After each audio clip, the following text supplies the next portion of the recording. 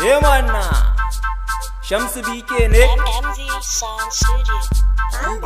tana lokaci.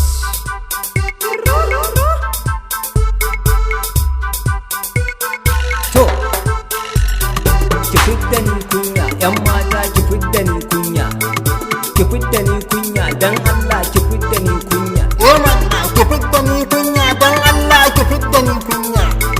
Ki fidda shi kunya, hawa baby ki fidda shi kunya.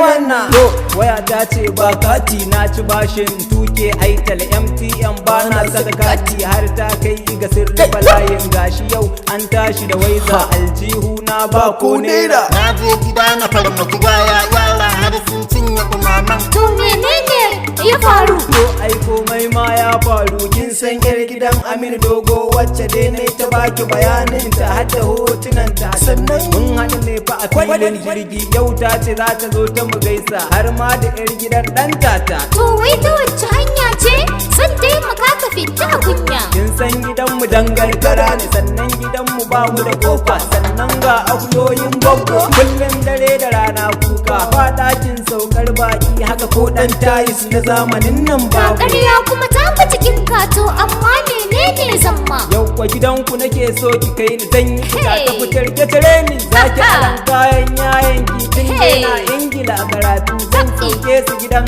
abbanki, ki tausaya nauni ɗaya ne can za ta taho min da babbar kyauta. Kin san kyautar 'ya'yan manya, kila ta zo min da Camry, Corolla ko ko Bugatti kiran gangan. Ai ku kazala, yau abban mu za ya dawo gida. Samari 'yan karya? Ai ku kuna ruwa. Shit, oh my god. Haka fa muke yin ta. My name is Shamsu BK. Asi, na gode, ina ji da bello. Yawa ina gaishe da ku abokanai na.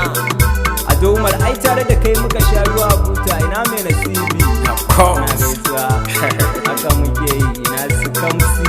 Director, I love you so much. so much. Na gode MC. Now, Manna. Kai dan zakin fa ya girma. at now. Manna.